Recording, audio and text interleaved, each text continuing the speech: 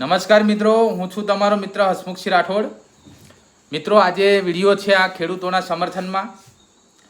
ચાલો ખંભાળિયા, ચાલો ખંભાળિયા, ચાલો ખંભાળિયા। સૌરાષ્ટ્રના ખેડૂતો માટે આજે એક મહત્વનો અવાજ ઉઠી રહ્યો છે।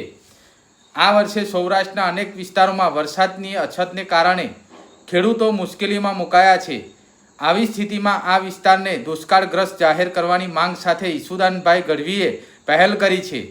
ખેડૂતની પીડા માત્ર ચૂંટણીના સમયે નહીં પરંતુ વર્ષોથી સમજતા અને ખેડૂતોના પ્રશ્નો માટે અવાજ ઉઠાવતા નેતાઓની આજે જરૂર છે। પત્રકાર તરીકે હોય કે રાજકારણમાં ખેડૂતોને પ્રશ્નનો અવાજ આપવાની તેમની ભૂમિકા નોંધપાત્ર રહી છે।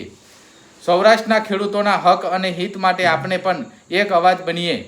આવો ખેડૂતોના પ્રશ્નોને સમર્થન આપવા ખંભાળિયા પહોંચીએ।